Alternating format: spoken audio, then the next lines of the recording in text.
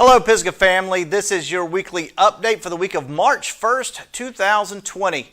I'm coming to you today from the set of our Lenten series, Conversations with Jesus, Excuses. So you can catch those every Wednesday just as you did the Word for Wednesday. And so I look forward to you being able to see that this week. Last week, the excuse that we talked about was T-O-O. I'm to this, I'm to that. But what Jesus reminds us is that we are called to be who we are created and called to be. In addition to that, there's also some devotions that are attached to the video.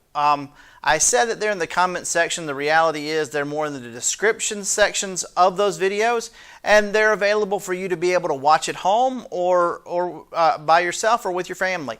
Also, at 7 o'clock on Wednesdays, Deacon Deborah is leading the colored pencil prayer, and all you need is some blank sheets of paper, some colored pencils, a Bible, and a nice quiet place to be and to catch her on Zoom. I wanted to remind you that we are still having in-person worship. We are asking folks to sign up prior to that. And again, the reason for that is to make sure that there's enough space, and I assure you there probably will be, but also to let you know in case there happens to be an exposure during that service.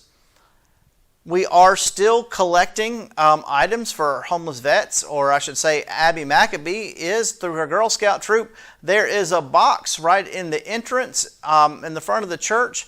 And so if you have anything to donate, you can either contact Jill, Abby's mother, and they'll help you out with that, or you can drop it by the church and put it in the box here. There's the list of those things that have been sent out in emails, and so it's a great way to help those who have sacrificed a lot to help us. Speaking of sacrifices, on March the 21st here at the church, we are having, once again, a blood drive. And the last two, we have set records, and so let's go 3 for 3. It is a great way that we can give something that God's given to us, and we can help so many people out, especially through this time as blood is a much needed thing during the pandemic. And so if you are able on March the 21st, please sign up and give the gift of life. Give some blood.